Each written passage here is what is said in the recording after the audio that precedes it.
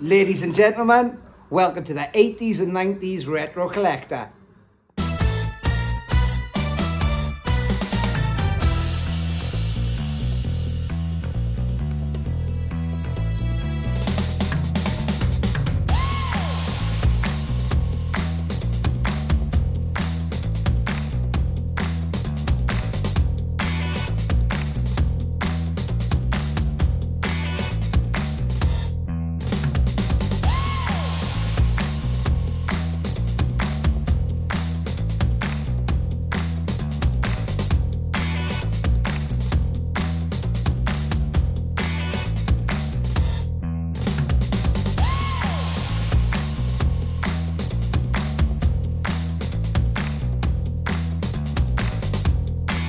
Hello Barmy Badger Army, I'm here with the lovely Wesley, 80s and 90s Retro Collector, and we're going to do a short series of 2 videos on my channel and on theirs about our favourite movies.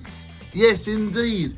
So I'm going to start off and say, listen here bro, my favourite 80s, 90s movie has to be, drum roll, The Lost Boys. Now, I love a good horror film, as you know, if you're a part of my channel, or even seen some of the bits and pieces from Swaley's channel. Now, I'm a big lover of horror and all that sort of thing, and the atmosphere that goes with it. Now, I personally think that this is Joel Schumacher's best film ever. Honestly, it was one of my favourites. The direction's on point, the music's on point, the acting's on point. You know, you've got a really famous 80s kid cast, and it is just, everything is so brilliant about that. Kiefer Sutherland is a fantastic vampire in it. You know, there's so many twists and turns in that film. It is just something about it. I could watch it once a week and still love it. And, you know, obviously the atmosphere that goes in with it, and it's a cult hit now. They released one straight to DVD film and one other film that went straight to streaming. So technically, believe it or not, there's 3 Lost Boys films. Not a lot of people even know that, but yeah, you've got Lost Boys The Tribe, and then you've got the 3rd one that's more connected in with the first one and the comics. So please do check them out, because I think it's called Reign of Frogs, the 3rd one. And please do check them out, because if you've not seen the sequels, they do add a certain thing to the comics and of course the films. Now, of course, there's another one of my favourites, The Thing, with Kurt Russell, and you know, that once again is an atmospheric film with John Carpenter, I believe, directed, and you know, that's very much a whodunit. You never know who the alien's going to possess next, and all that sort of stuff. And the gore was fantastic. The special effects in that film was banging as well, and the practical effects. Now, I am a big lover of practical effects in my films, even my own personal films that I create, like Ballamoran, Essex FBI Investigates, my newest one called Anniversary, that was all practical effects, you know, what with all the knives falling on the floor and then creating all the different letters, which you can check that out. It's been recently reviewed and had fantastic positive reviews as well. And yeah, like The Thing is just one of these great films that really sort of gets you involved. And even now, you're watching it now, and at the end of the film, trying not to spoil it just in case you've never seen The Thing, but you know, you're still at the end wondering, is he the alien, or is the other character the alien, or is the alien dead? You know, you don't know. Is the flask of drink that he gave him at the end, is that poison? You know, there's so many different things that you think about, you know, which I love. And of course, my son, Badger Jr., he absolutely adores the Home Alone series. Not only the first one, but he likes all 6 of them, or however many there's been now. So he's a big fan of the Home Alone series. So he likes retro stuff too, and he's a big collector of Game Boy games, Game Boy Advanced, all that. You only need to look over there. We won't do a jump cut, we'll do it another day. But we've got a NES there, we've got a GameCube, and all the business right over there. So Exactly, yeah. So there's lots of cool stuff. I absolutely adore pop culture and retro films. Another one of my favourites has to be Bram Stoker's Dracula. Yeah, that was a great film. And if you're looking at slasher films, you've got the Jason series. Oh, wow, But one of my favourites was the very first Scream. Absolutely. Mine Yeah. too. I mean, when that was released in 1996, I remember sitting with my best mate at the time, Anthony Taylor, and we sat in his and we're like, right, it was a Friday night.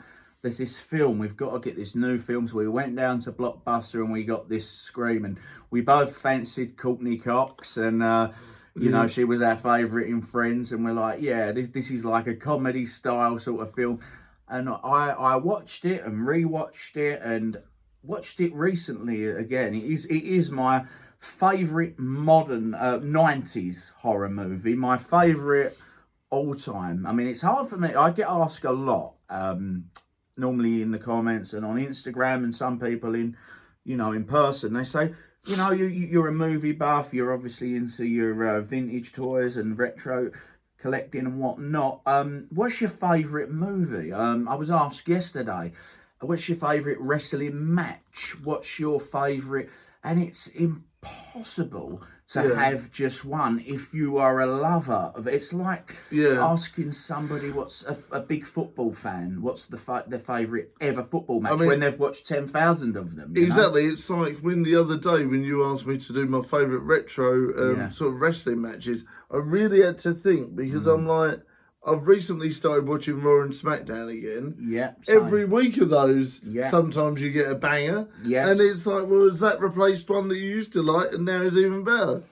Yeah, in regards to the Raw and SmackDown, I started watching it hesitantly, just out of curiosity, to see what Netflix were doing. And I'm getting that same sort of exciting feeling as I did in the Attitude Era. That's it, yeah. Before that, I gave it a little whirl on. It was because I literally had some time to kill on some Sundays back in 2021, and we were still on one of the lockdowns as well. So they started putting it on Channel 5, and then they put Friends on after. So before me and my daughter would sit and watch Friends, it's like, well, let's just check Raw out because it's on. It was coming at like 10, I think, and it was 2021, and again, it was when they had all the screens there and they didn't have a live audience, but it was like, oh man, like I haven't watched this in so long and I've not missed anything.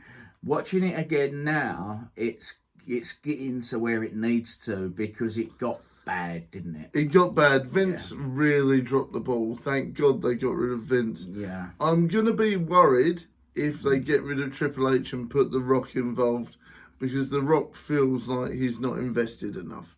So, if by any chance TKO Group you're watching, I know that's a long stretch, but if by any chance TKO Group you're watching... He's got shares with you. Yeah. If by any bloody chance you're watching, don't fire Triple H and put The Rock in place because he is not going to be invested enough. Yeah. Triple H, he bleeds wrestling. So keep him, please, for the love of God. He's always the first one in the building and the last one to leave. Like the wrestlers I've met and have been lucky enough to, because whenever I go to meet and greets, Comic Cons or wherever they're signing, I don't go for the obvious wrestlers where you've got a 3-hour queue like the Love of Wrestling recently. People were saying to me in the comments, why didn't you meet Sting? It just so happened that when I went to the last Toy Fair, I got a really good deal on an autograph Sting. So I got his autograph anyway, but I thought Jake the Snake was sitting there with no queue. There was one person, tell a lie, in front of me. And then you had like Bradshaw with no queue, The Godfather with 3 people. And everyone was going to Mark Henry. And I never go for the obvious ones. So the ones I go to, because they are sitting there and they want to interact with somebody, you get to talk to them and you get some sort of, like basically feedback and insight into stuff that went on, especially if they don't work for WWE anymore. So they've not got to sort of be, corporate. Yeah. Would be the word. So, ass kissing, like professional sort of manner and whatnot, like how somebody that was terrified losing their job would be. And even the wrestlers I've spoken to have said, I've said out of curiosity, because I've seen a lot of stuff on YouTube, but Billy Gunn that hates Triple H, and you know, and I think the Road Dogg, who works as an agent now for them. But there's mainly Billy Gunn, I heard, slagging him off. And that's why he didn't appear at the DX reunion and all that the other year. But it just looks like. So I'm curious. So I speak to people like, obviously, like when I'm filming, I don't film these sort of conversations because it wouldn't be right to start asking sort of controversial questions and holding a camera in someone's face. I'd find that rude if someone come up to me like that. So I wouldn't do that. So, and I won't even give the names of these wrestlers, but there are some that I've spoken to and gone, oh, all this about Triple H first in the building, last out, and absolutely, and the wrestlers that. You know, you wouldn't have any reason to lie. I've said, look, the people that go on these shoot interviews on YouTube and whatnot and various other platforms ranting about it, it's outright jealousy. It's outright jealousy. You know, oh, we just did this with the boss's daughter to get... At the end of the day, that guy has worked so hard. I mean, Bret Hart was slating him, wasn't he? I mean, and he doesn't hide it, and only at the Hall of Fame he gives him a filthy look as he walks past. Oh, that was hilarious. But that's been turned into a meme now, how he just... You sent me that, actually. That's how I saw it. And he literally was at the fair and he went, oh, congratulations. Yeah. And then he literally... he went, and then he literally went... And then walked off. And then Triple H goes, and then you got Brit like this and laughing. He literally goes... Yeah. And then he looks around at other people hoping they're going to make the same reaction. Everyone's like, no, you're all right, you're on your own, mate. Yeah. I know. I like getting paid. Yeah. I was watching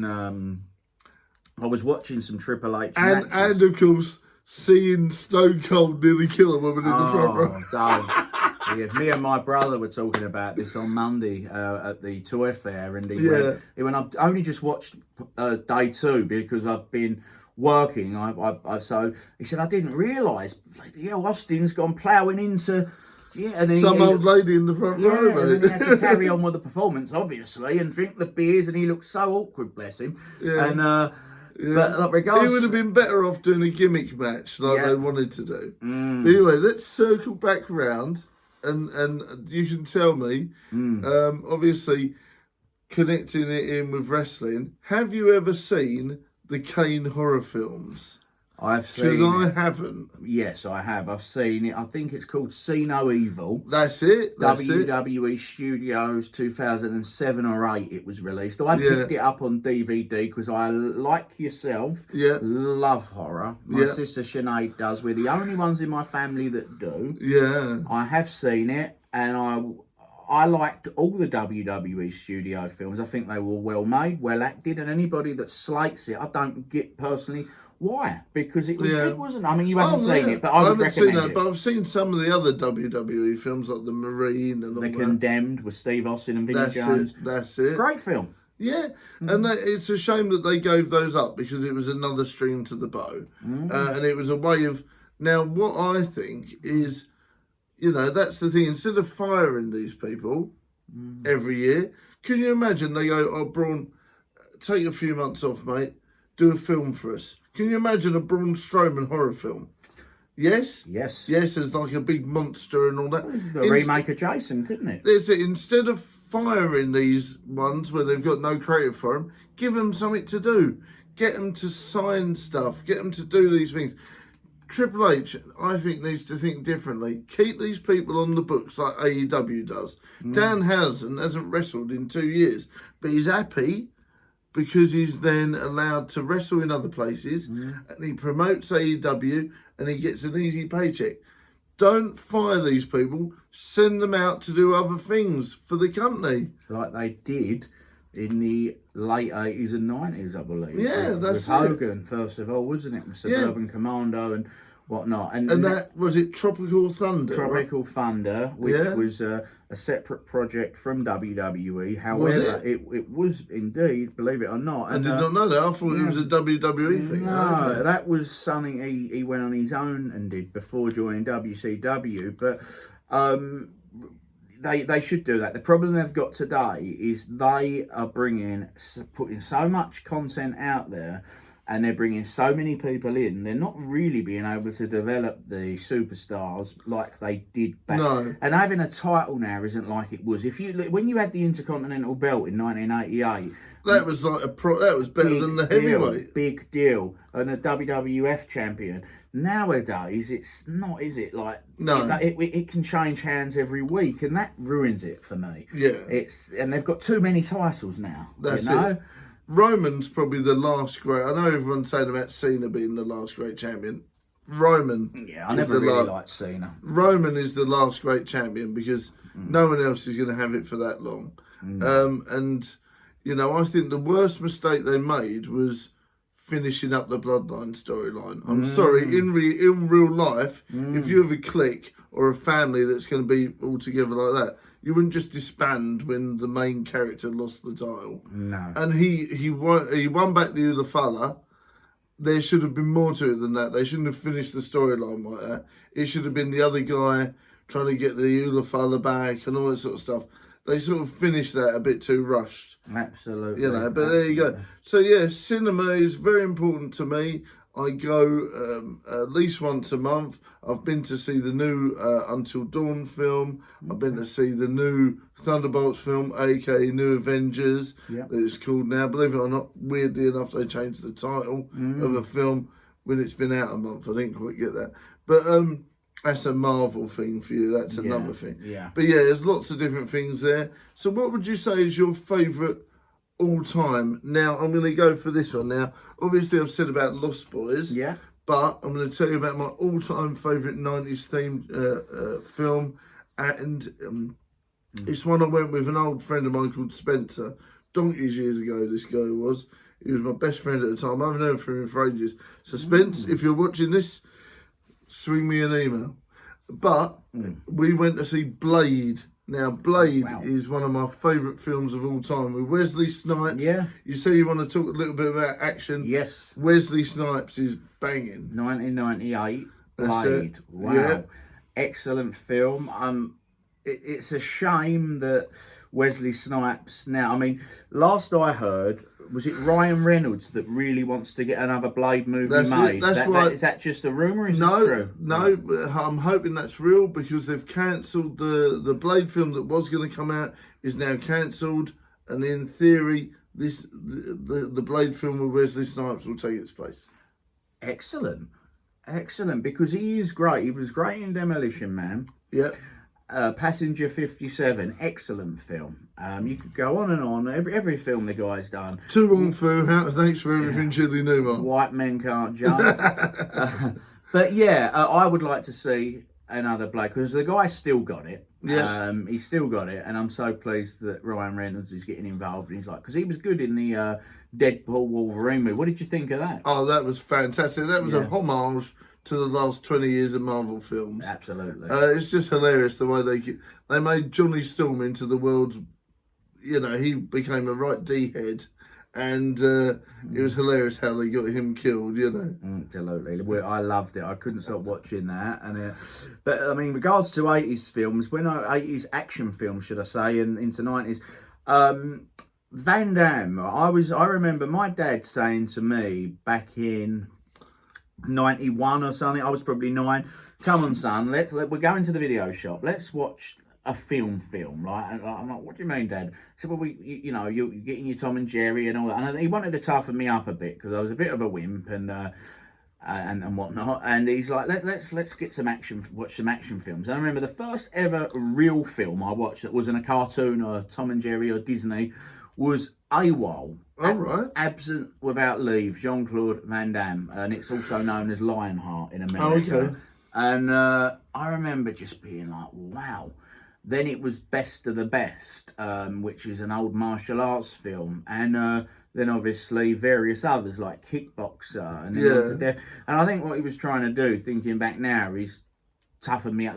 He wanted me to like that, so that I could stand up for myself and defend myself. I see what you mean. And then it worked. I'm like, I'd love to be able to do those. All right, well, let's join you up to a karate class. So that's what happened. Yeah. But Van Damme's was my idol. Him combined with WWF 80s and early 90s, when I'd see the Warrior and the Macho Man doing the bicep pose, was the reason I became really obsessed with wanting to start working out. And I kept getting told by the teachers at school, you're going to stunt your growth, you can't do it, at least wait till you're 16. And I'm like, hell no. So I put my wrestling posters up, me Van Damme. And so Van Damme for me, and his films I love. I obviously love the Rockies and Arnie films, but Van Damme was my idol. So that's regarding action films, it would be the Van Damme series of films, Bloodsport and whatnot. How about yourself, mate? Oh, well, you've got stuff like, if you're talking about action films, I was always, I think I'm 2 years younger than you, right? So I was able to then... I'm 64. So. 64, yeah. Well, I watched He-Man when it came out with Dolph Lundgren. One of my and favorites. That made me shit myself because I was like, Evil Lynn was scary, Skeletor was scary. So I went from watching that, Indiana Jones, and then I think, believe it or not, I got snuck in to watching Batman and Batman Returns. So yeah, I watched some proper dark, scary films when I was younger. And, watching Batman Returns at the age of, I think it was like 12 or something, that was really scary. Yeah. But really good. Yeah. It was scary. And like Masters of the Universe, even now, when I watch the scene where that hairy, what's the character's name? That hairy, freaky looking villainous character chasing through the